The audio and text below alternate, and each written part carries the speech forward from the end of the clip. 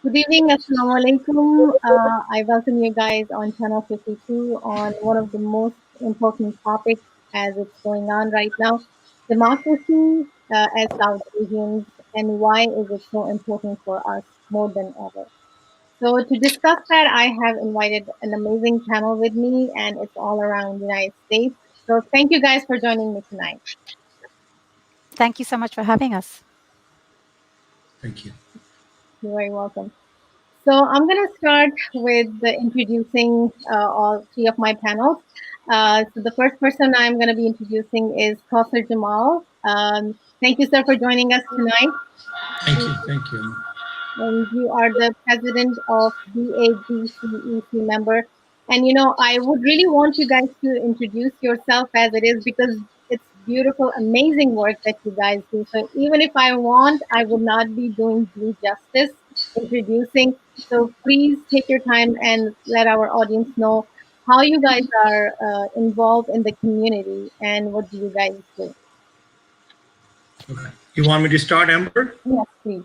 Yeah. Kausar Jamal. I'm representing BADC, Bangladesh American Democratic Coalition out of Northern California, and also a EC Executive Core Member for BAPA, Bangladesh American for Political Action. And both the organization, BAPA, on a national platform, we are bringing a mainstream politics where we are empowering the young generation Bangladesh to come and get to the office, to run for office. People are interested, people who have the zeal to get into the politics. We are a platform where we bring everybody and help each other to grow as in the public service. So that being said, from our perspective, BADC also does the same thing, but in the local Northern California part, and BAPA is more national. National means we are connecting with all the states, 52 states of the United States of America. Amra Bangladeshi American, we are all around, right? So there was no platform before this, just to let you know. There were individual platforms based of New York, based of Chicago, based out of California, based out of Texas, but nothing national level. This organization, BAPA, is more national. Amra east, west, north, south, whatever way you say it. We have covered our ground. We have people from all around, 4 different zone, and that's the strength. I mean, we are most of all of us are community organizer and community activists. People call us community leader. We cannot call ourselves a leader. That's not going to be nice, but we are respected in the community as a community leader. So that being said, we have the bandwidth, we have the know-how, we know our people, we know the people of Bangladeshi origin who are staying around, whoever they are from. Like, I know the California part, West Coast, much better. Seattle, Tamina is there. She's going to talk more on that. We have other people, Shams Siddiqui in Texas. In New York, we have some people, Ridwan, Anthony Ghosh. We have Hassan Chaudhry and Nahida Ali in Texas. Then we have Anika Rahman in Virginia. So this is the first time, Amber, that a Bangladeshi organization that has a presence all around. Eta konodin age hoyni. আমি একটু আমাদের যেহেতু আমাদের audience is all mix Bangladeshi American and Bangladeshi, so আমি একটু Bangla English মিশিয়ে বলছি। এটা আগে কোনোদিন হয়নি। So this is a platform where young generation like you come in and we want to help you. I mean, you're already a successful person, but I'm just saying a lot of people are there in Bangladeshi origin. They're trying to come to the mainstream politics, and I would say there's no support system. So we want to be that anchor. We want to be that support system for the Bangladeshi American to come into the mainstream politics. It's about time that people from our origin has to be in Congress, has to be in Senate, has to be be a mayor, be a council member. These are happening a little bit in the some states, but in the national level, it's not happening. And that's what our organization does. If that gives you what you are looking for. If not, I can elaborate more because I do have more panelists and they can also touch base from our part and other part. Amazing. It's giving me actually goosebumps. আমার ওই যে রক্তটা গরম হয়ে যাচ্ছে এটা শুনে. It's amazing to have such a support, and as our audience can see this, that the reason for having such a strong panel and having these individuals is for our new generation get that boost. And this is, as you said, Kamal Bhai, that it is the right time to get involved. And Wow. so the next person I'm introducing is Tahmina Watson, and she's an immigration lawyer. And I would want Tahmina, please explain us about your amazing work. And I know that your book is coming, which is another exciting thing. So please. Thank you so much. I really, really appreciate being here, and thank you, Channel 52, for having us. It's an interesting time in America. The election that's coming up is truly consequential. And up until now, the Bangladeshi community generally hasn't come together, realizing that we are actually a voice and we are a voting bloc. So BAPA Now, and for everybody's benefit, the website is BAPA Now, BAP for Poly A, NOW, bapanow.org. You can all go there and visit and look up our events. And the vision came from Sham Siddiqui, who is in Texas, who basically said, why don't we have a national platform? But what he has done, he has brought together Kausar Bhai, me, Nahida Ali, Ehsan Chaudhary, Radwan Chaudhary, Anika Rahman.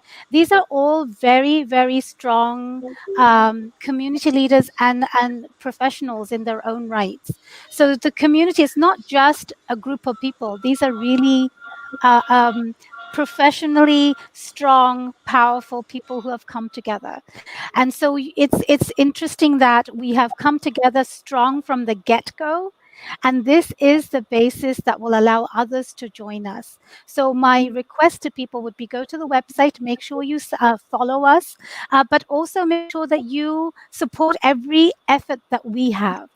It's not just putting an event together, which takes hours and hours and hours. If the people don't come and support us and understand why this is important, the efforts are not as successful. So we would like people to know about that. But আমি একজন immigration lawyer, Seattle. I'm an immigrant as well, if you haven't tuned into my accent. আমি London থেকে move করেছি in 2005, where I was a barrister, which really didn't mean much when I moved here. But I practice immigration law in Seattle. My practice is primarily business immigration, so people who are in H1Bs and L1s and Os and Rs and Ps, the alphabet soup. But I also help people who are reuniting their loved ones, parents, children, and also with their citizenship. But thank you, Amber, for mentioning my book. This is my second book, actually, and it's going to be released next week, and it's called Legal Heroes in the Trump Era. I've done a lot of work in the community in the last 4 years, particularly started a non-profit and many other things. So the book is a chronicle of what I have done, but also highlighting 13 other lawyers who have stepped up and helped the country generally. And I'm very proud that our Washington State Attorney General, Bob Ferguson, is featured in my book as well. And everybody might remember him. He was the first one to sue the administration for the Muslim ban and won the case. So I would ask people to maybe go to my website, watsonimmigrationlaw.com. When the book comes out, it will be posted there. So thank you for the opportunity to tell everybody about the book as well. Awesome. It's amazing to know that, and I actually would love to have a signed copy. Oh, of course, absolutely. It would be my honor. Thank you. So last but not the least, the person I'm introducing is Chamok Moinder, and she has such an amazing resume. She's a senior advisor to the U.S. Bangladeshi Advisory Council. And please tell us about yourself, because you have worked so much with immigration and women and so many other things that I was just reading, and I was, getting goosebumps, and I was explaining to my kids that, to get motivation, because my daughter is 19, my son is 14, and when I have shows, I make them read the bios, and he was saying that, Mom, this is amazing.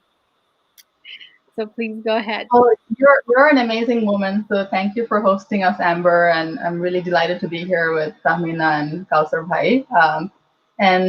I'll tell you a little bit about myself as well. I'm an immigrant as well. I moved here in '98, but I have strong roots in Bangladesh, where I was born and raised. And my day job is working as an economic consultant on U.S. policy issues. So I work closely with the U.S. government on a number of different projects around the world. And I kind of bring a lot of that skill set to bear on things I do for the Bangladeshi community here in the US. So the organization that you just mentioned, US Bangladesh Advisory Council, it's a nonprofit, nonpartisan organization. We work with both parties in the US, and we don't take any stances in Bangladesh, obviously, as well. We're US based, and it's a voice for Bangladeshi Americans in the policymaking space. So I love the work that BAPA, for example, is doing and others are doing to bring Bangladeshi Americans more into the mainstream.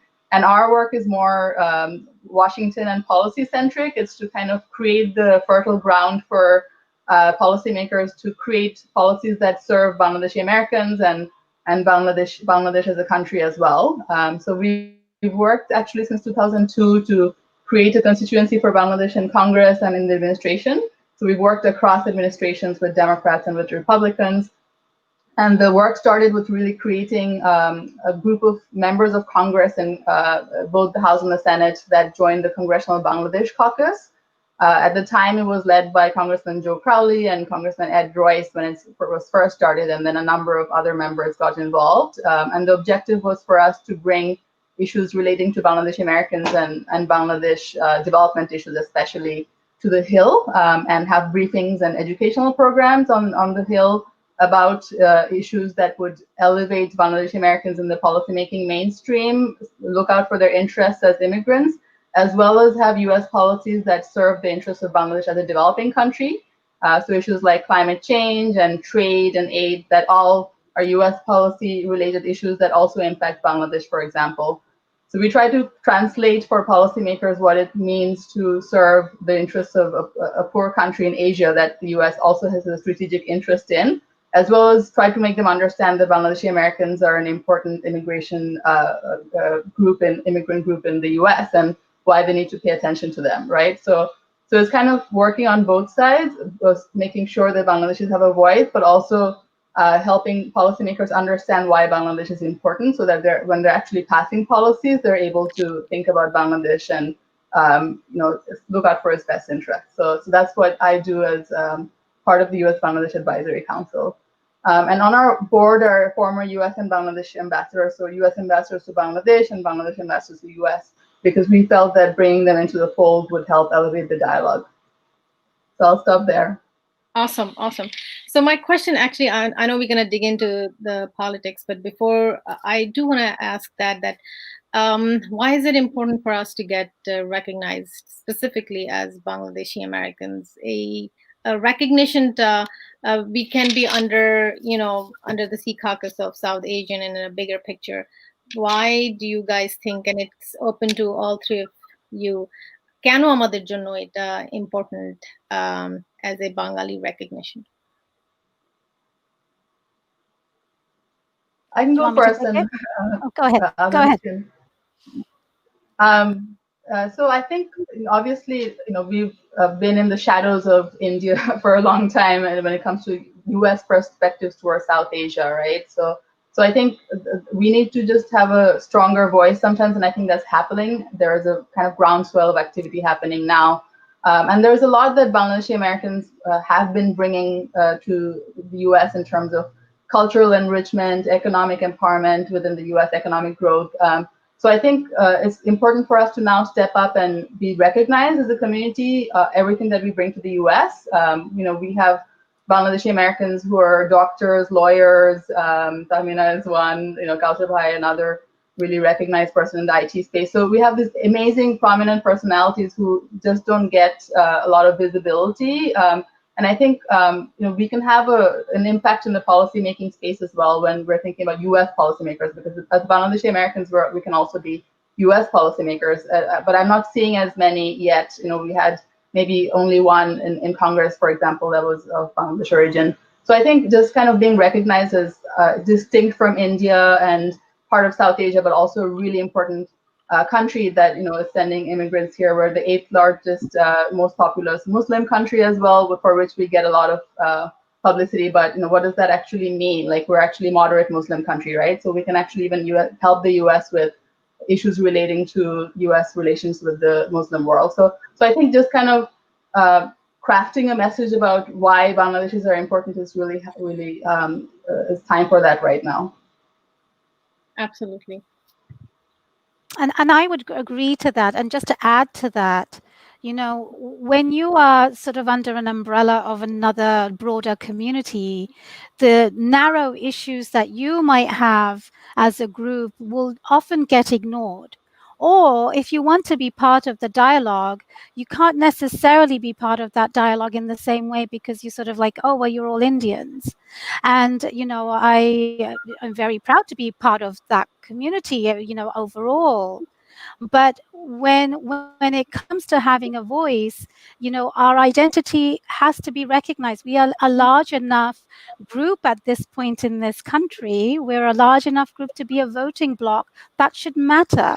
আমরা বাংলাদেশিরা normally কিন্তু politically awoke ছিলাম না। আমরা হচ্ছি এখন। And because we were not, nobody necessarily cared about it. But আমরা তো সবার মতো করে ট্যাক্স দিচ্ছি, আমরা সবার মতো করে কাজে যাচ্ছি, আমরা স্কুলে যাচ্ছি, আমাদের health care, we all are paying towards the finances and the policies that are being made in this country, yet আমাদের কোনো voice নাই. Voice আছে, use করি না. And this is the time that has come where it's very, very important. And so, you know, what Shamrukh said is absolutely essential for people to understand that we are a group that is growing, that has grown large enough. And Amadir community, normally very educated. You know, the South Asian community in general, you know, just like Shamrukh said, we are educated, highly skilled immigrants in all industries. And therefore, we have knowledge of grassroots reasons to make change and what works. So I do think it's time, particularly at a time when this administration has done everything it can possibly do to make sure that immigrants are not welcome no matter where you come from, but particularly if you're Muslim, particularly if you're from Africa, particularly if you're from this and if you're that. They are making a point of these very silos that are affected, and we are one of them. So if we do not stand up and have our voices heard, we'll just get trampled over. Absolutely. I want to add on to that, okay, Amber? And I'm going to go a little bit on deep into that. Why, as a Bangladeshi, not only a charade of Asian, South Asian, under the name of India or Pakistan. We are an independent country where we come from, okay? Bangladesh, 1971, December 16. We are, I mean, you know, we are the most rebellious nation, being honest, who won independence for a language movement, starting from language movement. So that being said, I mean, the father of the nation, Bangabandhu, however you say, I respect him, the guy who gave us the identity of a Bangladeshi, Bengali as an independent nation, okay? So that being said, yes, we are a little late. Indians came here before, Pakistani came here later, then us, right? But now what Tamina said, yes, we are from an educated background. The Bangladeshi Americans are highly educated in this country. I work in Silicon Valley. I run an IT consulting company, Ascent Technology, Inc. And I deal with professional people every day. And we are not behind. Our people are now are in C-level executive. They're working in a lot of good places in Fortune 500 companies. They're founders, you know, they're all around. So one being said, why from Bangladesh? Definitely because we have a good number of people. And when you recognize in census as a Bangladeshi, not as South Asian only, Bangladeshi. So you have to understand that we get into the quota of all our stuff, our benefits also, okay? We pay taxes, you pay taxes, Tamina pay taxes, Shamaruk pay taxes. All of us are paying taxes, right? We are a law-abiding citizen. And one other thing about Bangladeshi, my immigration lawyer can say, we have a low crime rate as a Bangladeshi, just to let you know, from any other country, just to let you know, because I'm a public safety expert. I work with the police, I work with the state, I'm in the security part, I do consulting with them. So I have data that I can back this up about. One other thing is the Bangladeshi American younger generation, they need this identity more than us. When we came, you know, it was already taken.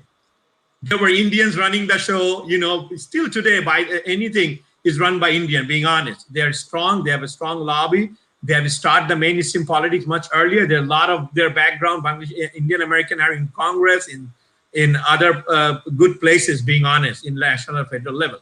For Bangladeshi, that has not happened. This is the first that it has to happen. So that's why we would say that it's very important that we recognize as a Bangladeshi on our census, so that we, the United States of America, also recognize our community, okay? Even though we are minority, that's okay, but we need to recognize as us. Absolutely. You actually hit the point because I work with the census. I'm a field supervisor. And specifically where I am in Patterson, it's a huge Bangladeshi community. And I do tell my numerators that make sure that you pass into other and you have to put Bangladeshi because এটা ওখানে একটা রিজনের জন্য আছে and it's linked to the funding and we have to make sure that Yes. you're recognized. It took a long questionnaires for us to have that opportunity and linkage. So the county is considering having, we have English and Spanish as a second language. We are considering to have Bangla as, an opportunity, and it's pride for me to be working behind that. It's not going to happen if our numbers are not there. The county says that তুমি আমার চাচ্ছ বাংলায় application আনতে, but আমি তো দেখতেছি না, আমরা তো দেখতেছি না তো বাঙালি. Right. So this is how important it is. And this last week we are doing so much, asking for people, please count. And the other thing is that how. Can I just quickly add? I think the census deadline has been extended, has not? I think it was just extended this morning, no? Am I wrong about that? No, you're not wrong at all. We did get the letter from the governor, but the thing is that by the time this administration is going to fall back, we already had to let go our numerators. And it's such a political thing. This is why this is very timely. And census linkage with the voting is so deep. If you are not counted, and this year, everything is electronic. There are chances that you're not going to receive your ballot. And I think it's been done for certain reasons. That's why it is so important. So when other thing is that Amader, which I was, Shumuk was saying that, and you also said that we are very peace-loving people. As long as আমরা কাজ করতেছি, বাচ্চারা স্কুলে যাচ্ছে, we are fine. We don't need to get involved in politics. That's what the idea of normal general public, that কেন আমরা কোনো ধরনের ঝামেলা চাই না. But and that's what I was trying to explain, that it's not like back home. It's politics is in everything, is existence, and we need to get involved in that. So my next question is, can you explain or can you please enlighten that what is Joe Biden's policy for immigration for Bangladeshi in USA? So whoever wants to take that question. Go ahead. I mean, I want to take that. And then I can take that.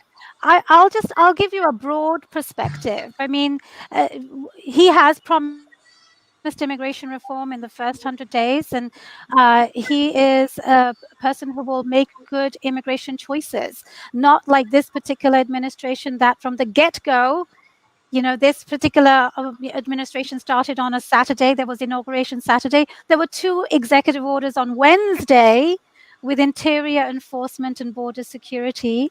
And then on Friday, there was a Muslim ban. And from that ban to the ban of the last 2-3 months ago, it's continuous, actually. And so that is not what we're going to see with the Joe Biden administration. So it's what we want is something that helps the economy of this country. And people need to understand that immigrants make a contribution to this country. America is essentially a land of immigrants. If you were not here as a Native American, you have come from immigrants, whether you're the first generation, second generation, or third generation. And people don't know this, or most people don't know it, but if you go to Nordstrom, where you go and buy your, luxury goods, Nordstrom was an immigrant. If you think about the Levi's jeans that people wear, he was an immigrant. Bose, the headphones that people use, he was an immigrant. These are people take this for granted, that these people are American. No, they came from somewhere else, just like you and I have. But if you think about right now, the pandemic, and people are flocking to online schooling, who's doing that? The pride and joy of Bangladesh, Sal Khan. With the Khan Academy. He was the original online schooling person. And so immigrants are making incredible contributions day in and day out, yet the policies are trying to keep them have obstacles. And what this administration has done is created an invisible wall. They wanted to have a wall that Mexico would pay. Well, yes, they took the money to basically have a border wall that's going to DHS, but what they have done is created an invisible wall with policy after policy after policy that is really just restricting and constricting immigration as it stands. That is something we will not see from a Biden administration. But it will take a little time to wind back everything, and that's why we all need to help and collaborate. I would add to that, Amber. First of all, the moral of the nation has to come back. And that's what's going to come back with Biden and Harris, okay? We have lost our moral values as an American, being honest, with this administration. And I'm going to be very blunt about it. And I am. Sometimes it hurts my business, but I do. I say what it is true, okay? With the person in the White House right now, things are not running the way it should be. What I want to do, or I want to say, is that from the Biden and Harris administration, we will have a open-minded immigration, okay? What Trump has done is like he totally ignored the importance of immigration.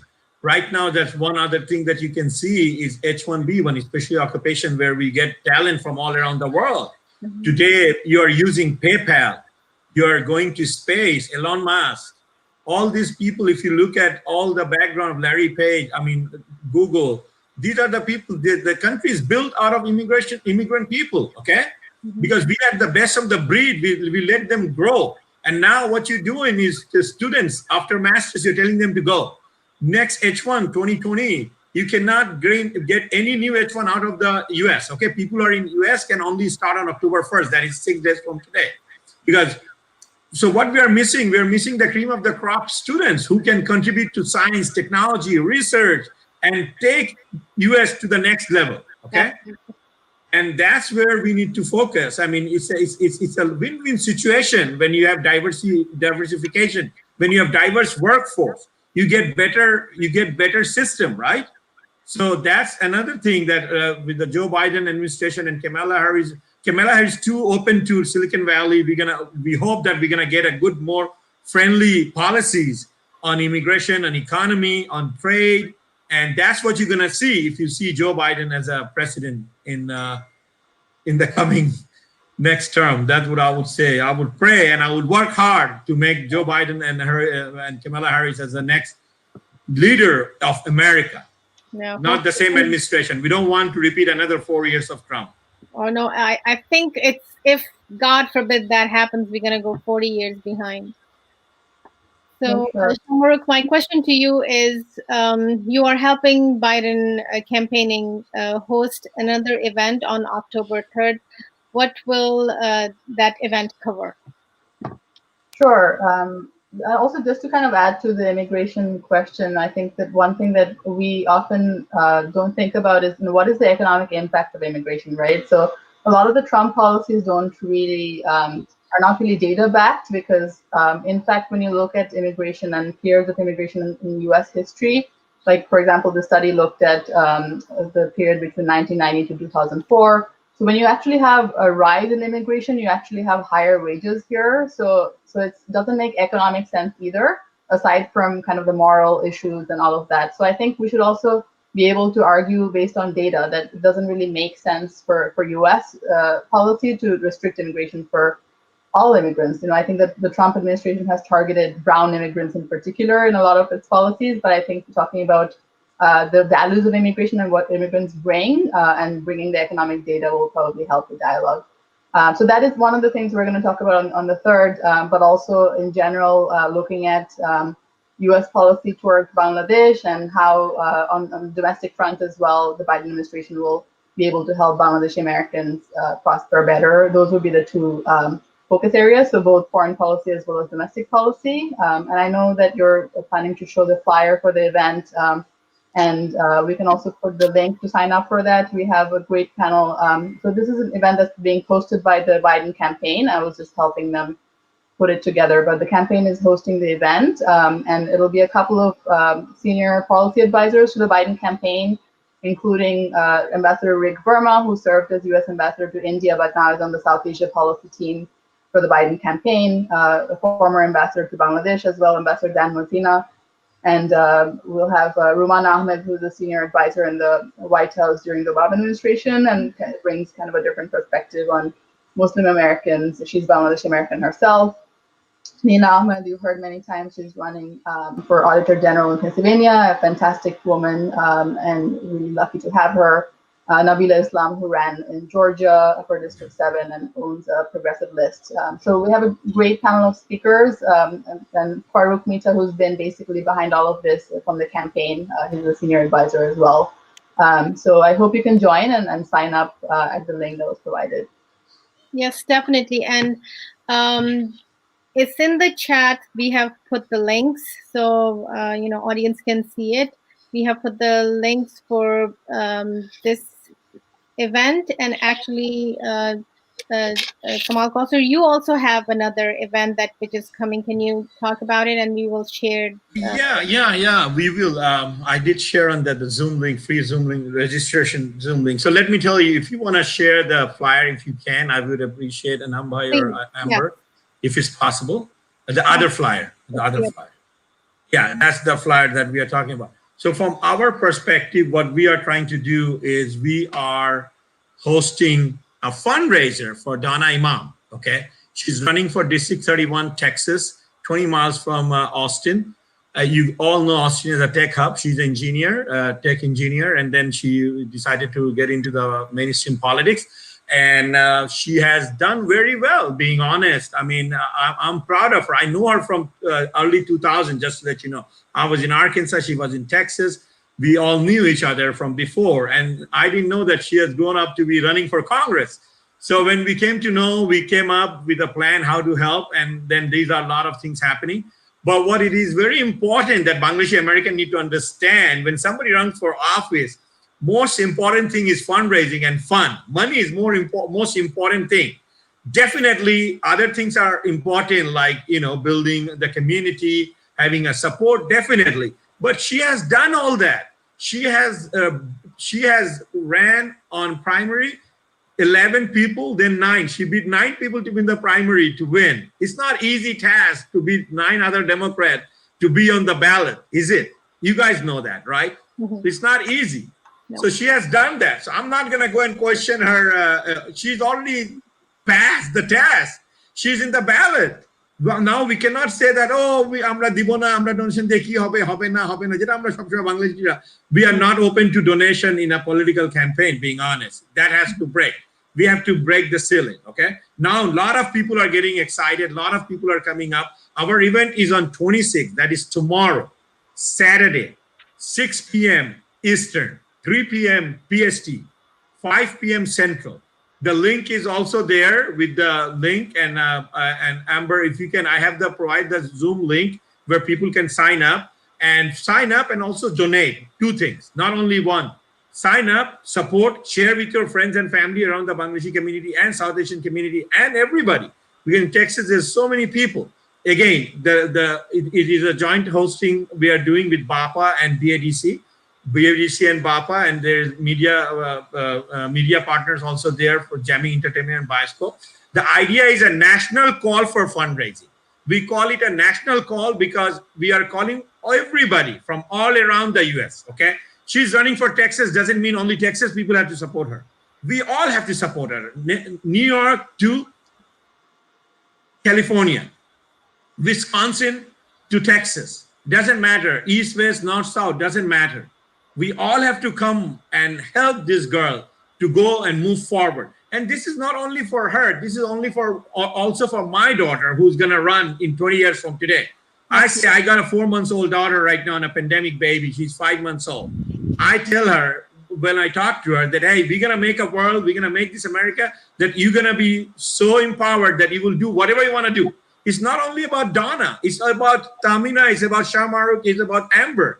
It's about my sister, my friends, even my daughter, who will be empowered with the Bangladeshi American community, being with them, helping them to empower, fundraising for them, and they are running with a good cause to serve the nation. Best thing is to serve the nation. You know that Martin Luther King had said, serving is the best medicine for the world, okay? You help people, you become politically active, you run social and injustice. Wherever you see injustice, you raise your voice, right? As a public servant. That's what she's going to do. She's going to fight for the rights of the American people in Congress. And also it will benefit Bangladeshi American community also. We will get some advice, some guidance from her. She will lobby for our good cause. I'm not saying that we're going to get unfavorable advantage. I'm not saying that. Okay. I'm saying that we're going to get somebody on the table fighting for our rights, right? You got to be on the table. Otherwise, you're just going to be a menu all the time. People will just eat out of you. If you're not the one in the table, that's what's going to happen. So Amber, thank you so much for giving us the opportunity to share our flyer and to share about Donna Imam, who's running. She's a Bangladeshi American. She was born in Bangladesh. She's from a middle-class family. She's like one of us, you know, came here and lived an American dream, and then went back and had a call to run for office. How many of you have done it? Not many. Amber, you have done it. I know a lot of people are doing it, but she took a bigger plunge and went into the mainstream, and she is running for Congress, not like she's in the national level, national federal level. When you're in national running for Congress, this is the first time, as people say, somebody who's won the primary and is on the ballot. And hopefully there's another lady, Nina Ahmed, running for Audit General. We also supported her. We also fundraised for her. But Donna's ticket is big. We got to make sure that we help her. Yeah, we help her. And to you guys, I want you guys to share with your contacts, through media plays a very important role, Amber. What you are doing is a platform where you guys bring us and have people to listen to us, and they come back and join us. This is very important also. So thank you again. You are very welcome. It's my pleasure. So I want to add, please. can I add something to that? So just to add to that, on যারা নতুন সজাগ হচ্ছে তারা বুঝতে পারেন আমি কত টাকা দিব, আমার কাছে তো টাকা নাই. You don't have to give a lot of money to make a difference. যা আছে সেটাই দেন. If you can give only $1, give that. Then you're invested in her campaign. 5 টাকা দেন, 10 টাকা দেন, 20 টাকা দেন, 25 টাকা দেন, যতই দিতে পারেন সেটাই দেন. Because if you give $1, you have now supported her campaign, but you supported the efforts that we are all trying to make collectively. So if you're sitting there thinking, I don't have money, $1 is not going to make a difference, it really will make a difference. So please consider giving anything that you can. The website, the link is on the chat box, and the event is tomorrow. To come and join us just to hear her speak and just to join fellow Bangladeshis who are trying to make a difference. Absolutely. Absolutely. You're right. It is my pride to introduce her. You know, she's one of us. And I urge all of my students, you guys are hearing me. I know you guys are watching. So you guys have to, otherwise you guys are not going to pass. So the next question I have is, what will be Joe Biden's foreign policy towards Bangladeshis, if you guys have some kind of idea about it? What do you guys think? I can start with that. I think we're going to be talking about that a lot on the 3rd. So again, invite you to join that conversation from people who are on the inside. But I think in general, what I would say is that Trump's foreign policy towards Bangladesh has been kind of non-existent. He's basically ignored Bangladesh this entire time, whereas we've had previous administrations who've done a lot of things that impacted Bangladesh in positive ways, whether it's in terms of aid. The Obama administration, for example, had 3 major initiatives that focused on food security, climate change, and global health. So 3 large kind of programs that actually had a lot of allocation from Congress as well, so funding behind them. And they were targeted towards addressing some of Bangladesh's pressing needs. So of course, we're an emerging economy, lots of great stuff happening there in terms of economic growth, but we also have development needs. So basically, I think a lot of that stuff is going to come back on the agenda, where President Biden would basically look at development through a different lens and how to kind of help economies prosper for US interests. Because ultimately, if other countries do better around the world, it serves US interests. Because if you think about where the US is selling its goods and services across the world, 88% of US goods and services are being sold outside of the US. So if you have a kind of a very core American interest in helping other countries do better, So I think that vision is just like different in terms of how Trump administration and Biden administration look at foreign policy and how to sort of serve the interests of other countries in order to serve U.S. interests. And climate change, as we all know, is kind of a dire issue. We don't talk about it a lot as Bangladeshi Americans, but it's Bangladesh is at the epicenter of the climate change crisis. We're seeing a lot of the cyclones and floods intensify. People are losing their land. They're having to move inland towards the cities. Some are having to flee the country in the borders, like in the southern border.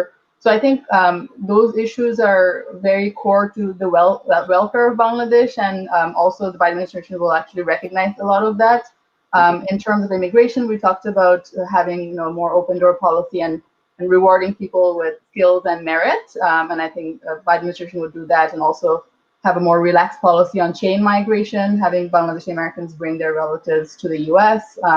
And then also looking at issues like trade. Bangladesh sells ready-made garments, billions of dollars to the U.S., right? But the Trump administration hasn't really focused on giving Bangladesh more market access.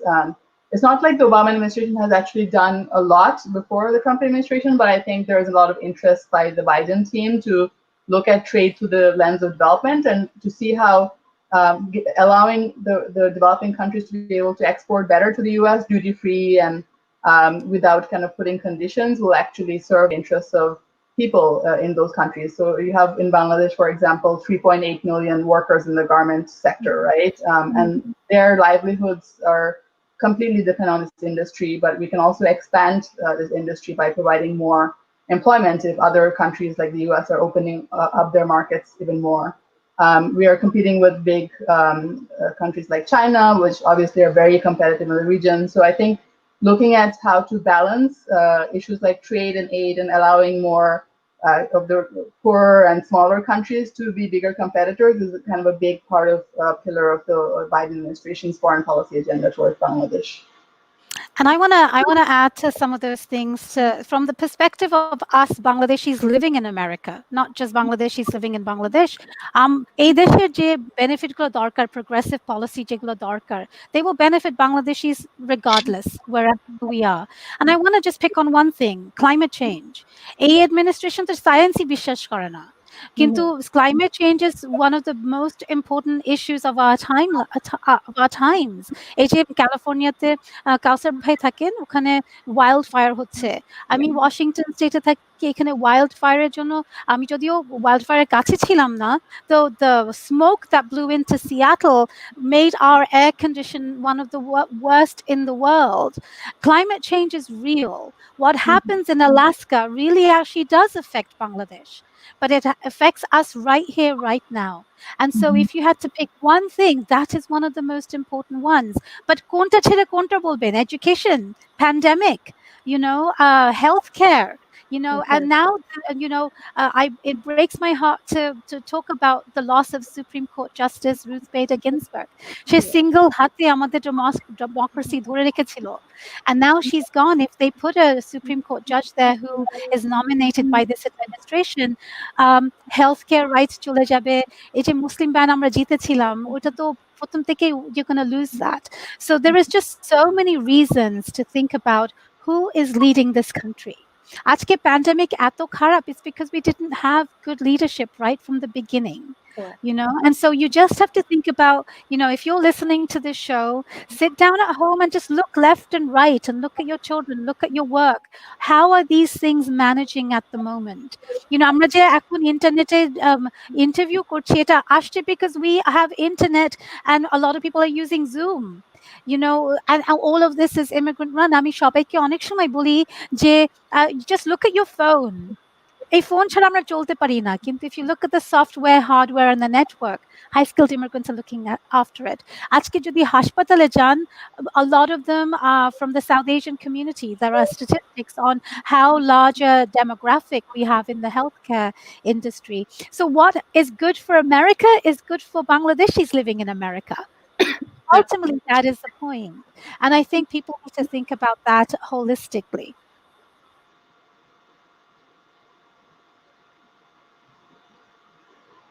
Kausar, are you saying mute? He's mute. I'm sorry.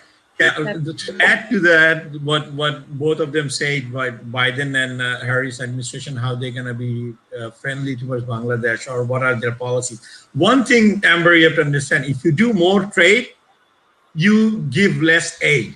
Okay, if you do more trade, you do less aid.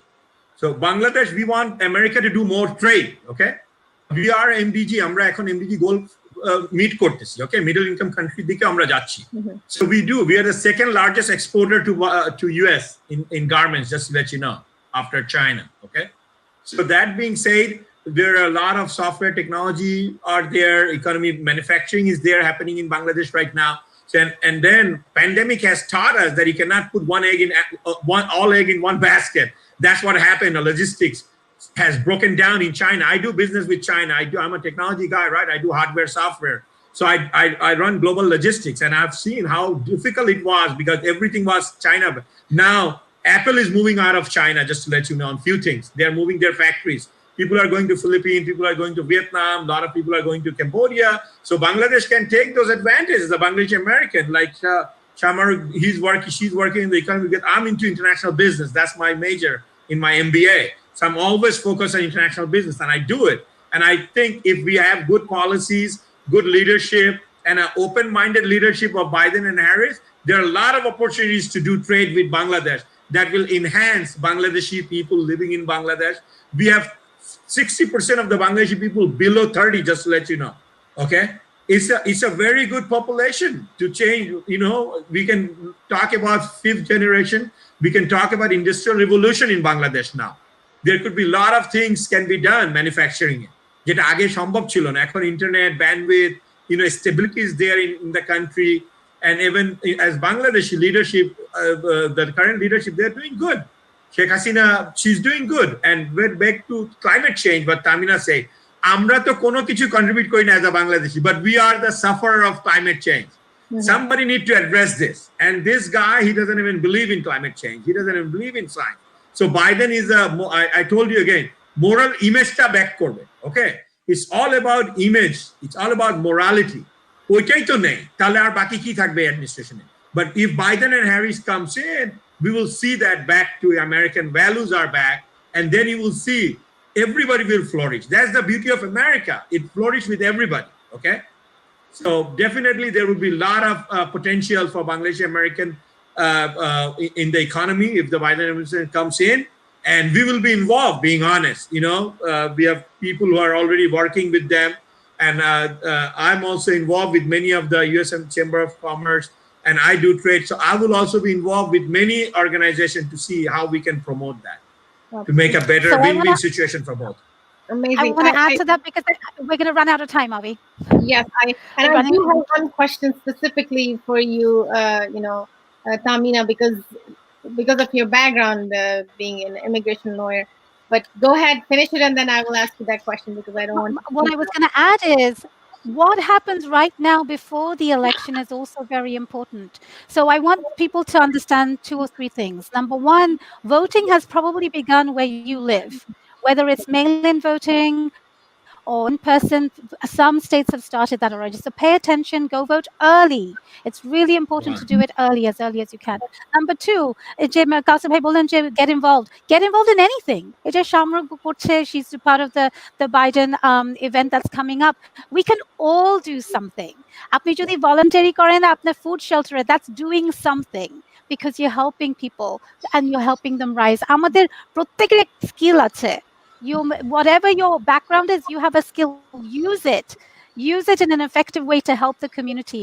And lastly, election jay jituk na keno or jay haruk na keno, there's going to be a lot of work to do after November. And that's going to take all of us. And that's why our voice is important, because, whichever way this election goes, our voice is going to have an important role to play in rebuilding or upholding. And so it's important that people realize that your physical contribution as well as your emotional contribution is going to be very, very important. So sorry, I took a little longer than I thought. Go ahead, Amber. What's your question?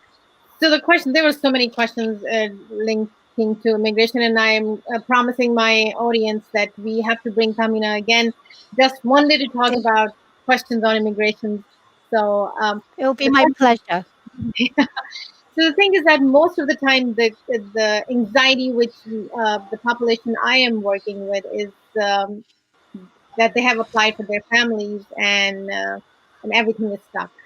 And if they're traveling, they're here and they're stuck. If they have applied for any family member, husband, wife, spouse, and when they're calling, there is no kind of answer. And with this administration, so I keep saying that, this is why it's extremely important for us, because it's like that you're talking to a wall. So I just want you to, because you're an insider in this, can you please, share some light on that? Yeah, well, first of all, I'll say this is my daily conversation several times a day with people. And most of the time, I have to say, I don't know. But what I will say is the background of how this has happened. This administration from the get go, and Shamrukh had mentioned the word chain migration, that was not part of daily vocabulary. It's a derogatory term, really. And I would urge people not to use it. It's family based immigration. And this administration's family members have used this. Yet, from the get-go, they wanted to make sure that families could not bring their family members together, but that requires Congress. And this administration, time and time again, has bypassed Congress and written executive orders. And they couldn't really stop families from coming until the pandemic came along. The pandemic came along as a perfect excuse for them to then actually get their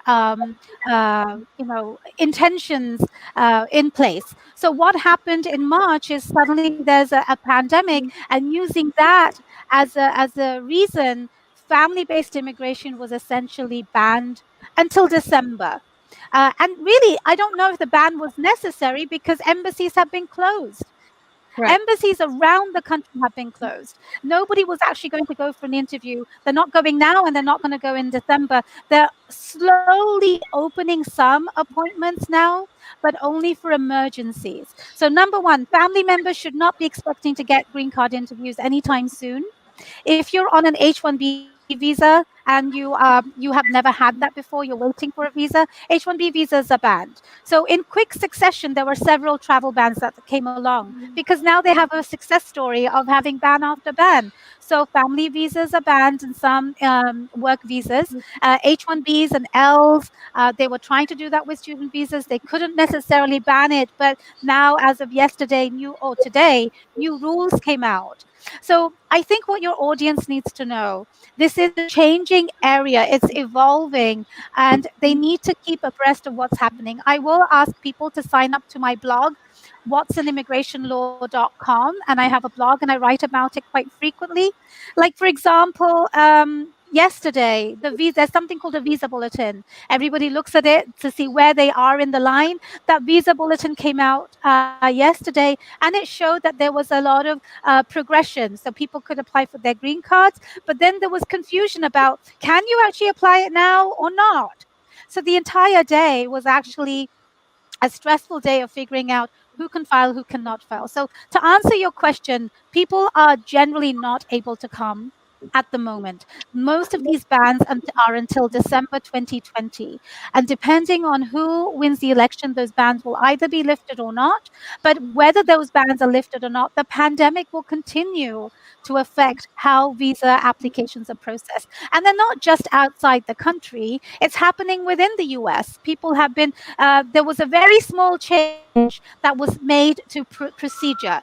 People had to put fingerprints for dependent visas. It was not necessary in the past, but that small change really made a huge difference. People are now waiting since February. Actually, from February, they had delayed them, and they haven't had those approvals, which means they can't get their work permits. Interviews are only starting to happen. Citizenship interviews were not done. Therefore, a lot of people can't vote in this November election. There are many ramifications of what's happened with the pandemic. It has been used as a conduit to make these immigration decisions. So there isn't a good answer, I'm afraid, for your audience, but keeping abreast of the information and the news is going to be important. But this is where your voice comes in.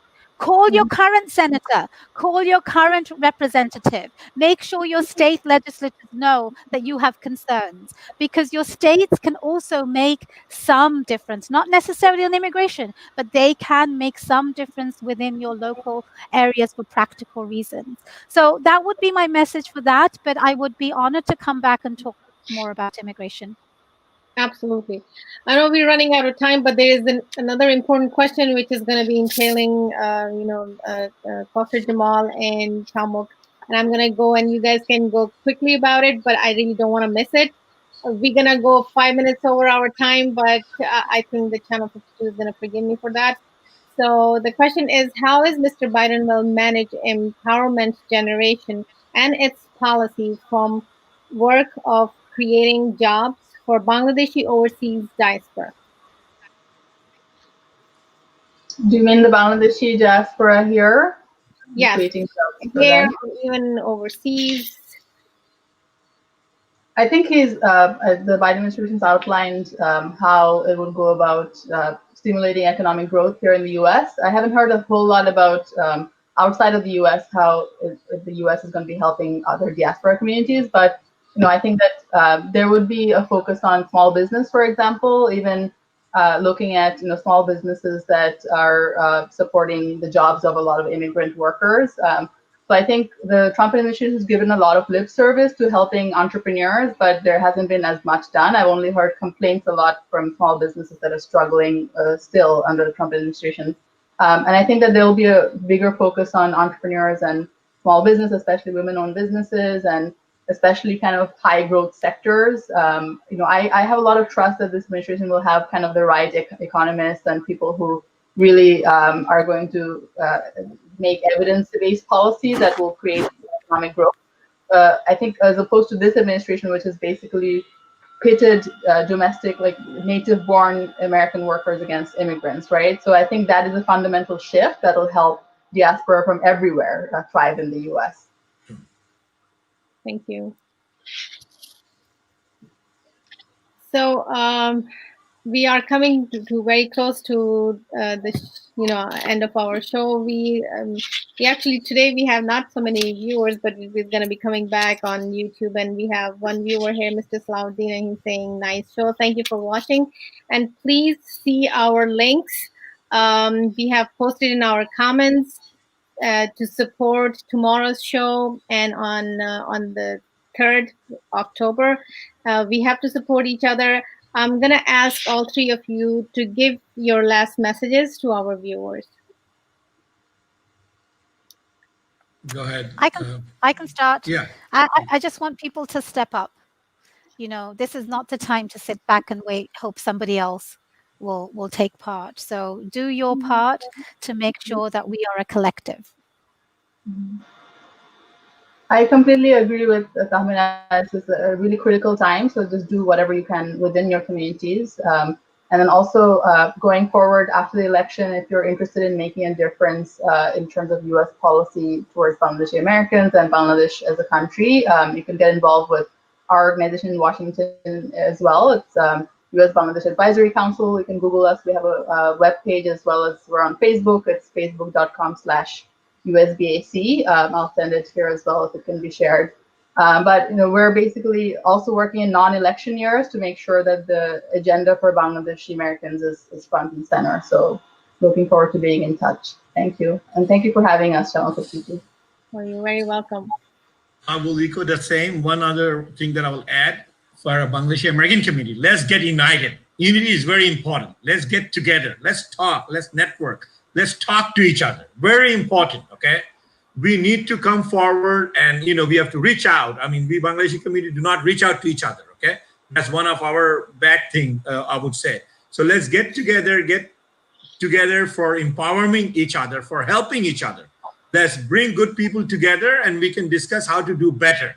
That's what I would say. And this is the election year, 40 more days, if I'm not wrong, left right now. Please get involved and mail in your ballot. If you're mailing in, go and vote when it's the time. Empower and get community involved in the voting system, okay? Talk to your friends who are a friend's mother, father, who are U.S. citizen. Ask them, drive them if you need to. If they cannot go, drive them. It's okay. There's nothing. Just they're gonna vote their own, but you can drive somebody to the voting center if they have issues. Okay. So in the community, get involved. And Bangla, jodi apnara, one other thing I would say that for our older generation, if you can share things in Bangla, that will also help them. Just to let you know. So let's for next 40 days, let's help Biden and Harris administration to win the election. Okay. It's our moral duty to help them. Thank you so much for joining me tonight. This was an amazing discussion. And my message to our audience is this election is extremely essential for us, for our own existence. Because, yes, and it's a question of our own existence, our own integrity. I never had to say that, watching news, I had to censor it. But because of what was going on in previous elections, I was concerned not watching news with my son because the lingo and things were happening. So please keep this in mind. This is existence on barrier, and please get involved. If it's $1 or if it's as much as you can, every little bit counts. And with this message, I let you guys go, and thank you so much. And we will be joining again. Many, many more conversations we need to have, and every little bit counts, as you said. So thank you so much. Thank you, Amber, and we're proud of you. Okay, we're proud of your work. Thank you so much. Thank you. Definitely. Thank you. See everyone later. Thanks. Allah Hafiz.